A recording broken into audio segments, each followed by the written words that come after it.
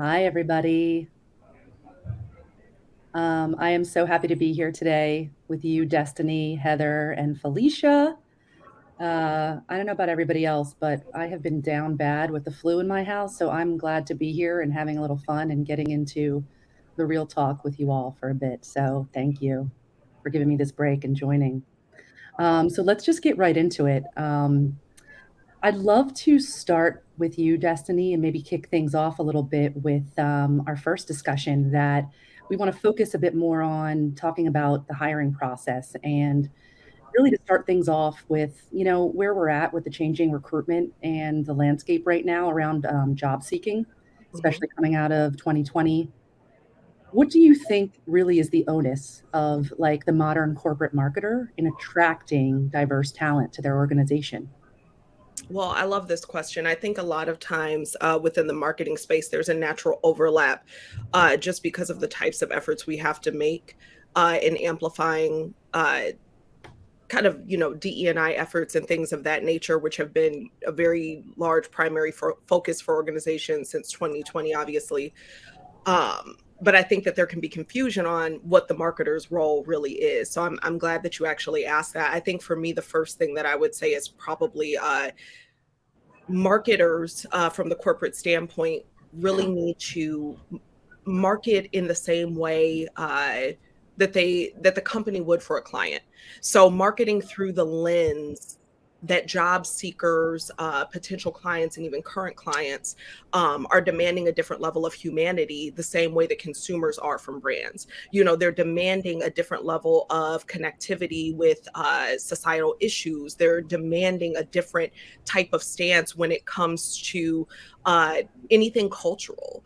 And so I think that when it comes to the marketing for our organizations, we have to be thinking through that same lens. And I think that the way that we should be doing that too, to a certain extent, is recognizing and understanding that it's our job to continuously communicate the company's values in a way that will highlight if your organization is actually doing those things. So if you are already engaging in taking major efforts to create cultures of belonging within your organization, or you've shifted things internally to make real systemic change in how your employees are experiencing your organization and the company life, that should be the story that you're telling. I would also say the last point that I'll make is,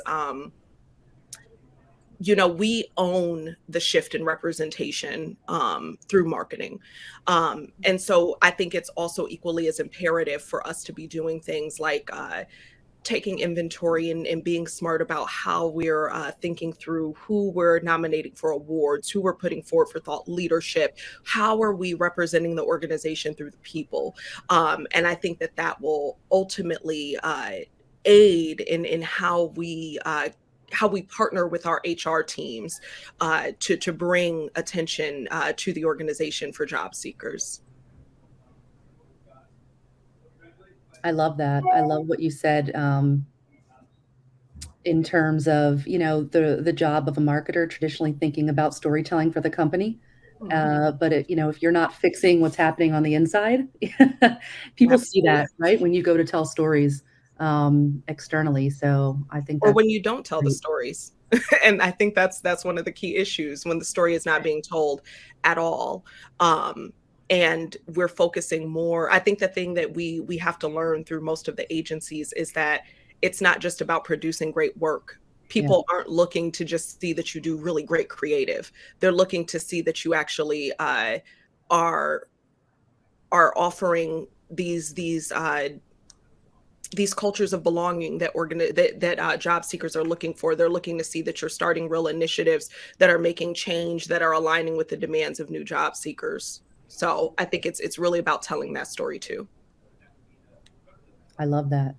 And I would follow up to say, are any of you seeing that sort of as when you're in the process of recruiting or seeing people during interviews?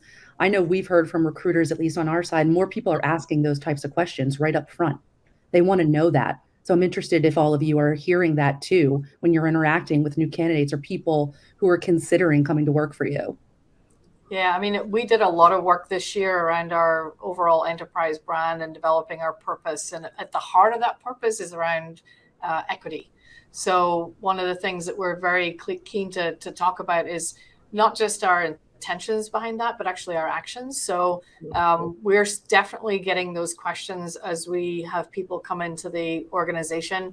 There's a number of things that we're doing as well, which is really helping us on the diversity end, which is flexibility around work, being able to expand our talent pool because we have people who work fully remotely. It's giving us a real richness of the workforce in terms of diversity, and that's just been good. So we can actually point to some really great examples of what we're doing. But it's usually in the top 3 questions that we get from candidates today. I'll say that from my experience, people like to split marketing and brand into different things. So you have, things like employer brand, like as something that's new, that's interesting, and then brand. And, from a brand marketer standpoint, it's all part of the brand, and, partnering with the HR team, the people team that you have to really think about what is people's experience and then how do we convey that experience? And if that experience isn't where it needs to be, how do we fix it fundamentally first, internally, and then how do we convey that message? I think is just as important as working with, if you have like a customer experience team, when you're actually thinking about what the brand is to consumers, it's all kind of interwoven. And I think exciting as a brand marketer that you actually do need to work and think about all of these different aspects as well. I think that's a really good point, Felicia, because I think, you talk about CMO's relationship with CIOs and CFOs.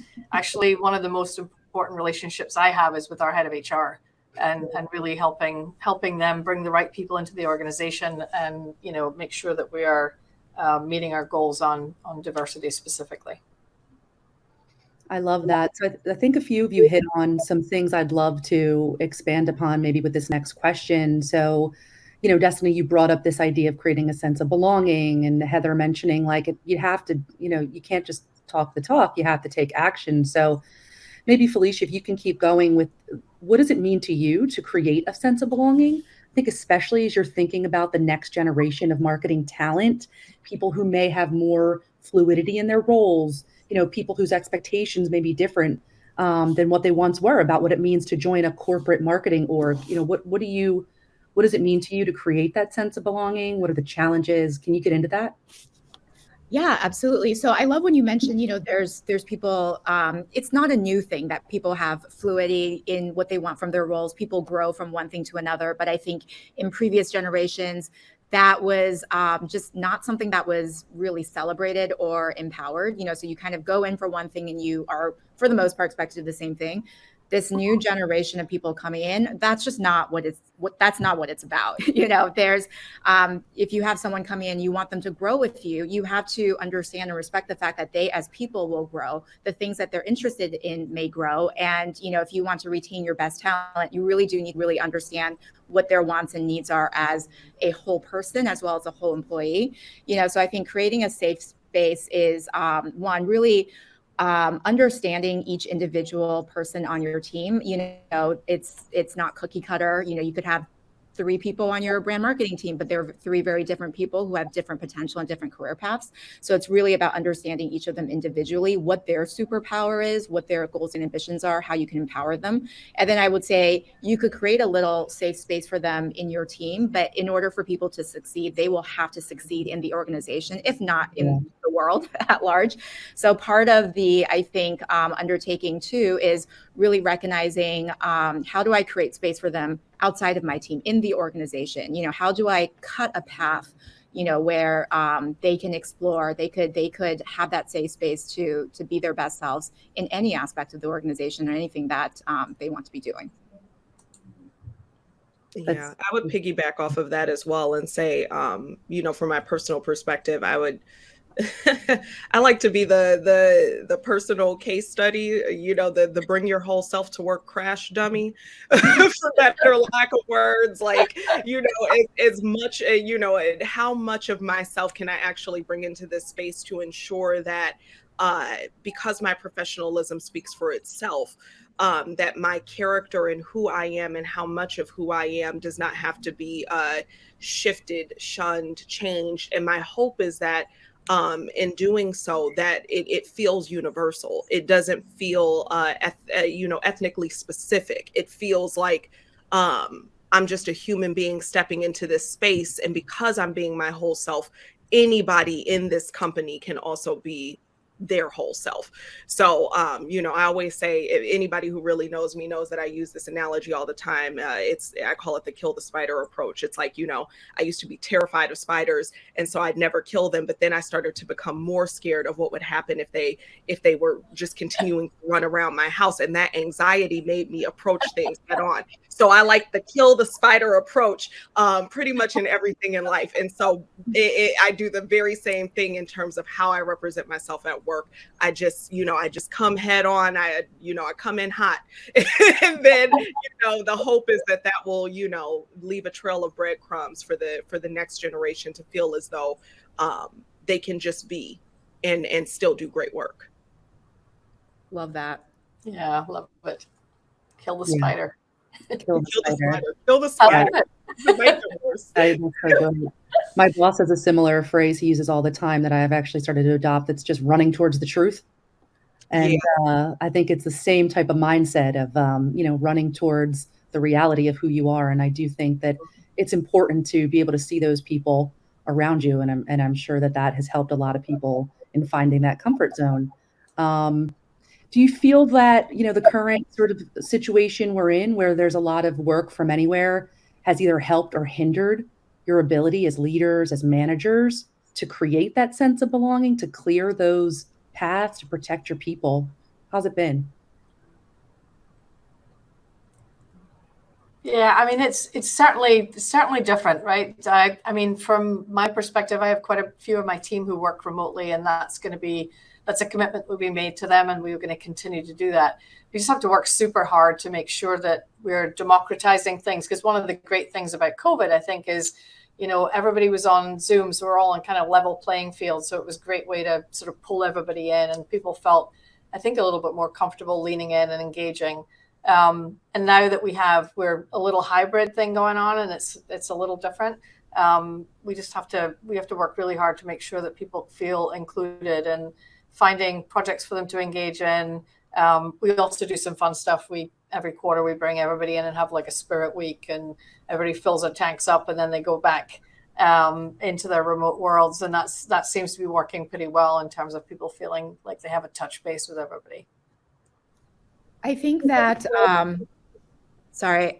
I think that's an interesting question, but I think, at the center of it is creating psychological safety for people to be able to speak their truth, whether it's to you or to their peers or to anyone. And I think, whether it's remote, hybrid, or in person, I've been in remote situations where people have a lot of trust. I've been in real life situations, where there isn't that. So I think it's about creating that safety with your team, and hopefully just in the company, as a whole, where people can speak their truth, where they can feel open to question, because we love questioners. That's part of marketing. We're here to question things, where they feel safe to do that. And it's a place where they can be celebrated for that. Yeah. And I would definitely say, it's a twofold thing. As a manager, it's about a little bit of self-sacrifice sometimes, and compromise in order to best accommodate the team. I personally think that I could work in the office all the time. I could work from home all the time. But there are some employees who, even with the hybrid experience, don't feel that sense of belonging just by sitting at home. And so I think as a manager, that compromise is, well, then I'm going to be there when you're there. And so that you always feel that you have someone there. And then I think, from the standpoint of being a corporate communicator, it's about ensuring that, I'm always communicating the company's desire for individuals to feel safe about the choice that they're making within the hybrid experience. So I think it's like a little bit of a balancing act, as a communicator and also as a manager. Yeah, that's such a great point. I think it puts a lot more onus on the people themselves to be the beacon, because if you're not sitting around and feeling what's happening around you, those intimate conversations are even more important than ever. So I like that point you made, Destiny. So I think this has been a great discussion in terms of, really getting to the core of creating these types of environments, finding people. I think the other part of this, is, which, arguably can be a little bit more difficult, is how do we actually think about growth and think about creating some really clear pathways for growth for the people on our teams, especially when we think about how frequently the needs of a modern marketing organization are changing, what you're looking for in people, the skill set. So I'd love to toss that to you, Heather, to speak on creating those clear pathways for growth. Yeah, and I think it's really interesting because, again, hiring new candidates and the kind of questions they're asking and what's important, particularly to younger generations, is not what it was when I was in my career, and I've been around a long time. So I think defining growth is one of the things, and it can actually be a lateral move rather than a move up, and that can actually work well. People want to grow, so how do we help the team gather more skills and become a more well-rounded marketer? And we're also working on situations where we have our marketing people step into like supply chain and some other areas of the company so they become business leaders. And that's my goal for our marketing folks. Is I want them sitting at the executive team, maybe not as the CMO, they could be there as something else. So we're working through that. And I think the change piece, as you said, I mean, there's the pace of change is crazy, not going to change, but that comes with opportunity, right? So the other thing that we've been focused on is, which is a great way to identify people's skills, is sometimes we can see things in people that they can't see. So we'll put them in situations on strategic projects where they get empowered and liberated to bring all of that to the table. And that's been super successful for us. And it's actually becoming like an inspiration for how we work in total. So we've got some great young talent on our team that did some work in the fall that is just a model for how we should work moving forward. So I think it's defining growth. It's with change comes opportunity. I think it's also growing within the role. So I'm a big believer in the fact that if I hire you and you have a job description, that's kind of what I expect you to do. You're not bound by that. So if you want to bring something else to the table and take the initiative, then I'm all ears. And I think creating the kind of environment for people to be able to step in there and take initiative and do some new things, I think is important. And then, I am particularly keen to make sure that we are looking at, in terms of our DEI efforts, that we have equal opportunities for our diverse candidates and folks who join the company. So that's a big focus for me in the next couple of years too. And we're reducing or changing our criteria for hiring. We've gotten rid of our MBA requirements, which is old school now. And that's really opened up our talent pool. So I'm a little biased, but I have a brilliant team of really diverse talent that is just killing it right now. And I'm super excited to see the opportunities for them. That's incredible. To echo that, I will say that, I personally wouldn't be where I am if I hadn't been supported, throughout my career, but definitely earlier on by mentors and bosses, where they were able to not quite create the path, at least push me and support me, in the path that I would want to create. And that has made all the difference, in my life. So of course, that is how I want to be supporting and working with people.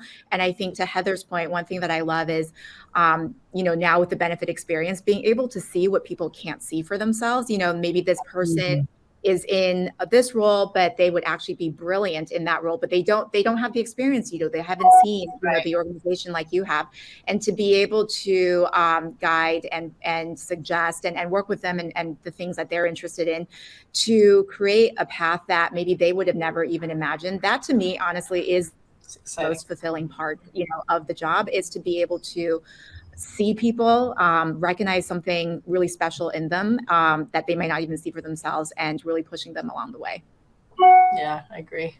Absolutely. I think that we've all probably had, there's everybody in the virtual audience can probably contest to the fact that they've probably had a bad managerial experience at some point in their career. And I think that what's been happening in the last several years has forced a lot of organizations to reconcile with, certain behaviors and aspects of leaders within organizations that have, added to that. So I think, this, hearing you guys talk about this is really inspiring. But I think from my standpoint as well, I just try very hard to be everything to my employees that I felt I never received, So I may not have had as much of the mentorship. It's not to say that no one was a mentor in some way, shape, or form, or did not inspire me or uplift me at any point within my career, obviously. But certainly not to the extent that maybe some have had those advantages. And so I try very hard to ensure that I'm offering those types of that I'm, sacrificing of myself in terms of my time in the way that I seed into not only individuals on my team, but individuals within the organization, to ensure that they have what they need for that type of growth, which I'm hoping is helping to foster that sense of belonging at my organization. And I know that I'm not the only one. Yeah, I would say, speaking of the point of not being the only one, it's, we know that it's never an individual effort to make these types of things happen. So in terms of where you all are at in your careers, being, leaders of managers, what's your thoughts on practical ways to hold other managers accountable, so that we can not just sort of have great leaders, but less of those bad managers, as things start to trickle down? How do we hold people accountable? I mean, that's a loaded question. Because now we're starting to drift into this territory where the dialogue is we're talking to corporate marketers about maybe some of the things that should exist within HR frameworks for reviews, potentially, and that's certainly not, I'm not trying to wade into that area, because I'm certainly not an HR professional, and that's a very difficult job, and that's not something that I can speak to. But I definitely think that in modern day, many individuals I know within that space are thinking through these types of guidelines, but it certainly, I think, has to be worked into how we compensate and how we promote.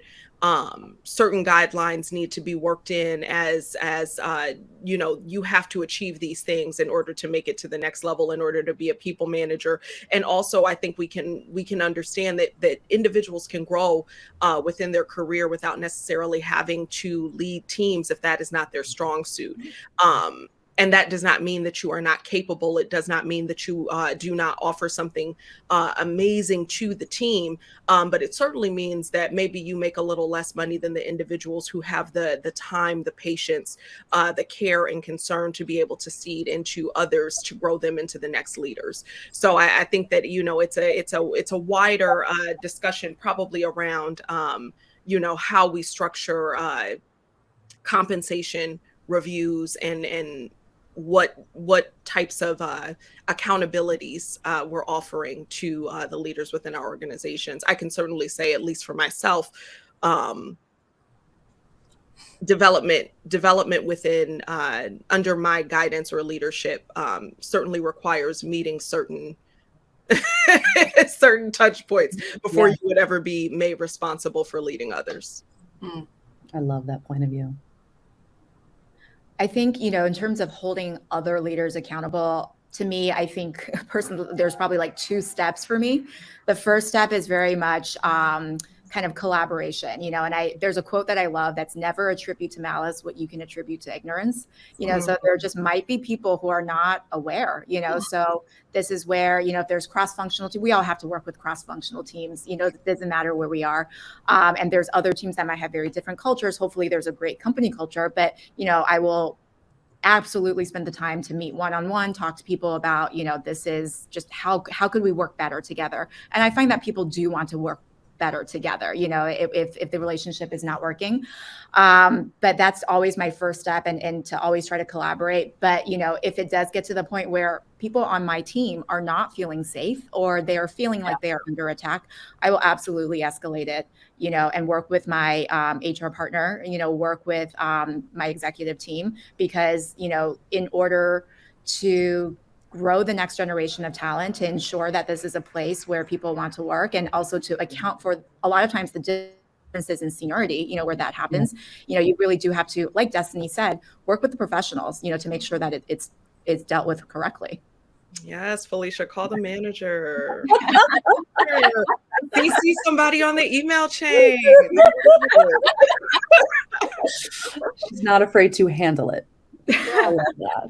The only thing I would add, because I agree with both Destiny and Felicia, I think the one thing I would add is just it's really important for me to be present and open and observing with the team, right? So if I feel and see, and I pride myself in feeling pretty connected to my team, so I talk to people at all different levels and actually get a ton of reward from that, is making sure that I'm seeing some of the issues beforehand, having those conversations where they feel safe to have the conversation with me, checking in with them, and also giving the managers a bit of grace, to your point, Felicia, on, maybe they need some training and development.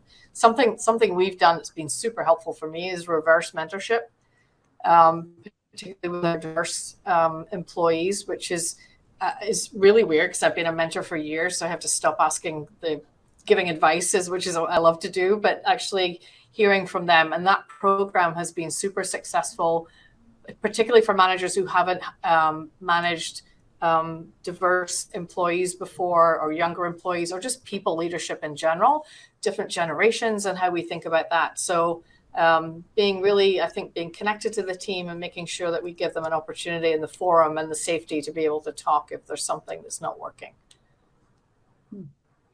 I love that. That's great. I love that. I think we got down to the nitty gritty a bit on that last one, and which I think is where we have to go, right? If we're serious about bringing in and keeping great people. I would say, all of you have really talked about, really from the heart in a way, how you all personally, are putting yourselves in the position, making self-sacrifices to help the people around you. I'm interested for people who are leaders, looking for a place to start. What would you say is like one action you take on a regular basis to really help remind yourself of when all the other busyness of what it takes to be a marketer is happening? Like, what's something that you do or an action you take to sort of bring it back to the people around you and taking care of your people?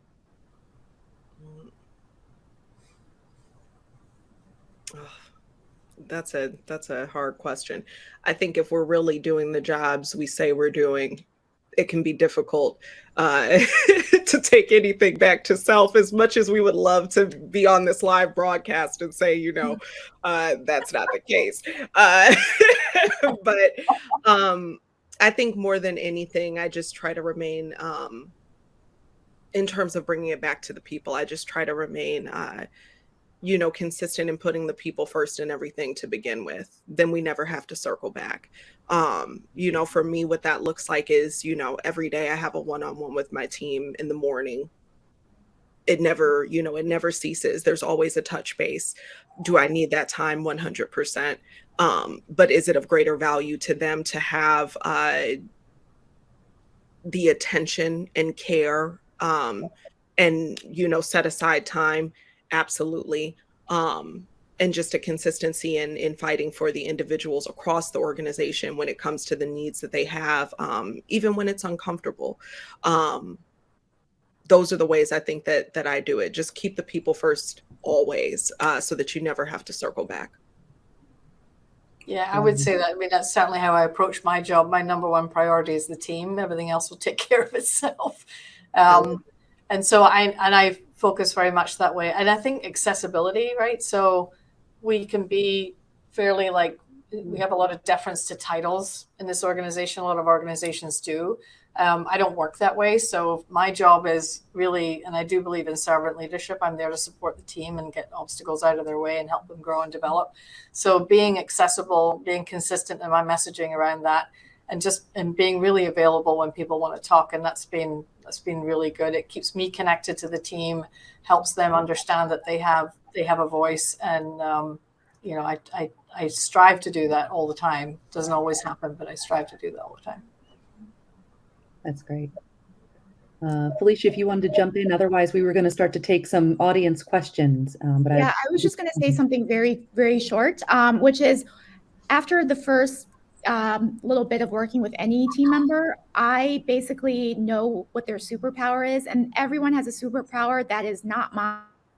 So everyone on my team is like so amazing at something that I could never do. And that's something that I keep in mind constantly, you know, because there's just different things that like they're going to do better from each other or from myself. So just always knowing that we all have, and my team has awesome superpowers, you know, just being kind of in all of that. I love that. Okay, great. We're going to take 2 audience questions. So the first one is from Eric Davies. Shout out to you. He says, I'm curious on how the panelists advise that employees or talent find empowerment in a workplace where there isn't much, and how can one manage up, quote unquote, respectfully when it's necessary? Do any of you want to take that one in particular? I could say, in terms of finding it where there isn't much, I've certainly worked in organizations in the history of my career where maybe that has been an experience. It's about finding the people outside the organization then that become your community, your career community that can help empower you, but also individuals who you feel inspired to empower as well. So I would certainly say that would be one piece of it. And as far as managing up respectfully, I think, emotional intelligence will tell everyone that everyone is different. So respect, what feels like respect to one individual may not feel like respect to another. So it's an ever evolving learning experience when it comes to respect. I would just say take the time to learn the individual who you'd who you feel that is a necessity with, so that in your approach, it is catered to them directly, and you can find the best results. And that may be a little bit difficult. It may take a little bit of time. It may take a little bit of trial and error, but it's always best to cater whatever it is that you feel is a necessity for managing up, to tailor it to that individual's personality in order to ensure that you're not just using some kind of blanketed advice to to engage your manager. Yeah, that's such a good point. All right, this next one's tough as well. This one's from Allison Martin. So for organizations that value DE&I initiatives and creating belonging, but because of priorities of their own financial bottom line, they struggle to genuinely invest in programs to actively promote those values. What suggestions do you have to convince owners to act? This question's from Allison Martin. Felicia, Heather, you want to take this? Well, I was actually really inspired by something that Heather just mentioned. You know, she mentioned reverse mentoring. Now, that is a program where if you have a leadership team who are senior and who have the humility to and want and need to recognize that future generations have insight that they don't, that is not something that's costly to the bottom line. Yes, it is time, invested into it, but there are so many things that you can do to ensure that there is mutual respect, mutual wisdom. That could be reverse mentoring, that could be having buddies, that could even just be creating a culture where there was a team meeting that I was in that my boss, the CMO, was having, and for some reason the topic went to LARPs, live action role playing, which is a thing that people do in their off time. Mm-hmm. And we all had a joke about it. And then because one of the team members thought he was into it, and then we all had a joke about it. And then at the end, one of the team members said, "And if you're into it, that's amazing. We love it. We support it." So, to create a culture where everyone recognizes and respects, everyone's differences, that's free. That is something that just takes the will and the respect and the personality to be able to create that culture in your team. I love that. Yeah, I agree. It doesn't have to cost a lot of money.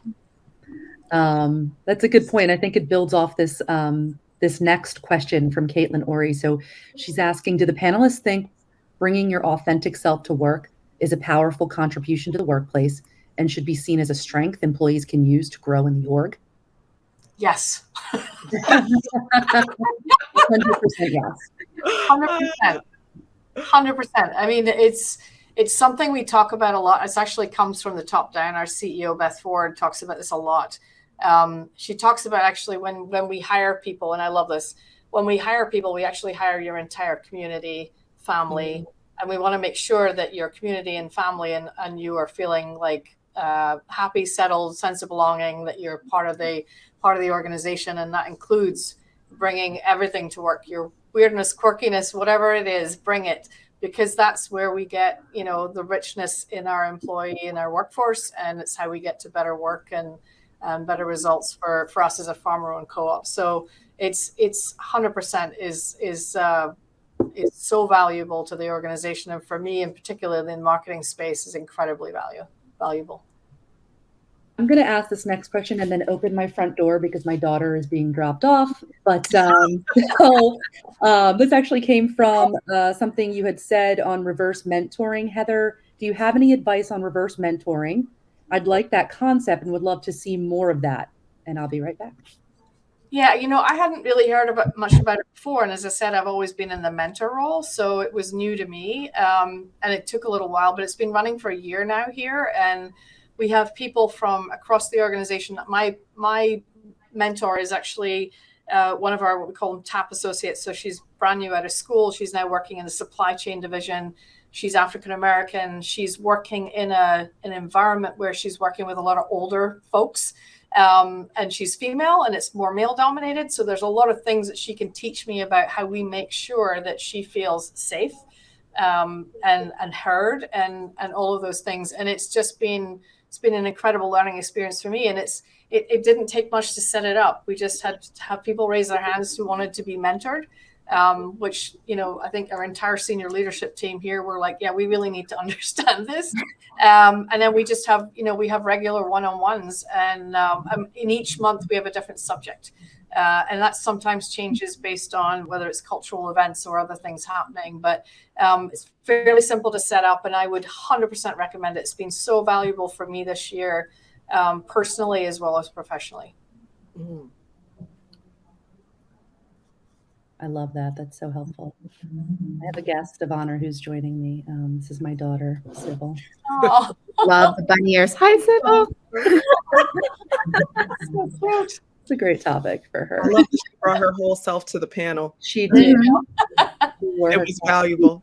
It was valuable wearing her cat ears. And let's just say to the last question where someone was asking, is it seen as a strength to bring your whole self, to work? And it was a really interesting question to me because in my mind, I'm like, if that's not a strength, like how could you succeed there? If you're working at a place where you could not, that would not help you succeed, what would help you succeed? And would that be something that you would even want?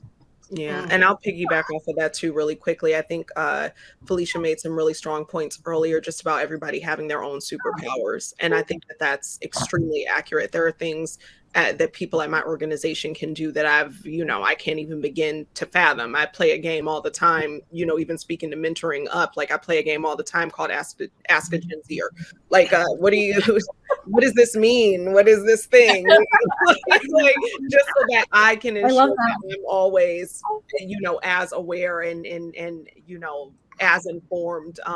But just circling back, I think that, bringing your whole self to work, knowing that you are uniquely you, puts you in a position to become an asset when you know how to leverage those elements of who you are in a way that improves the work. And all you have to do is just start exploring what that is in order to actually capitalize on your own uniqueness, your own greatness. I love that. We do have one more question that came from the audience. There was an earlier comment about organizations earning the right to make change and what actionable ways that other leaders in your roles take to actually earn it entering into 2023. So what are some actionable ways other leaders can earn making change, especially as we move into next year? Consistency over time. Don't lose your footing. Don't allow things to stop you from living up to the promises that you've made. And in the event that you can't exercise transparency at all times, but more importantly, just be consistent. I think that sometimes people, I shouldn't even say people, organizations can lose heart if they don't feel as though efforts are making the difference that they hope for, or, are not garnering, better turnout in terms of job seekers applying to the organization, or, they can't see something that feels tangible to them, probably because their successes are not being properly merchandised. But I think that it's just about, keeping going. The data has already proven things like, the benefit of multicultural teams. The data has already proven that there are better outcomes, as a result of some of these DE&I efforts that have been requested and are being asked for. So, the numbers don't lie. It's just about being consistent and having patience and faith the same way many marginalized communities have had to this entire time. I'm actually really inspired by that answer, and to piggyback off of that, to me, it's about doing the right thing in the quiet moments. I think, it's, we want to, there's a want to publicize and shout from the rooftops, we've made change. But I think real change comes when you do the right thing in those quiet moments, where it's not a big, it might not be a big thing that you would want to publicize, but in all of those everyday little moments, where you can support people, have respect, be humble, like that's where it comes in. Yeah, I mean, the only thing I would add, because there's fantastic answers in this area, I think for us, it's about moving from intent to action. So we, stop talking about it, which is what people told us. Stop talking about it and actually start doing something. So we've got some real intentionality behind how we're managing this, including, and I think Destiny mentioned this earlier, it's in everybody's goals. We have DEI in everybody's goals. We also ask people in performance reviews, what have you done to create a sense of belonging for people on your team in the last year? And so we're getting really intentional about that too. And I think that's earning trust from the team. I love that. Yeah. And I love your point in the beginning, Destiny, because it takes stamina and time the rest of us, got on board with the consistency. So this has been such an incredible conversation. I really appreciate all of you being here, and to my special guest. So this has been great. Thank you so much.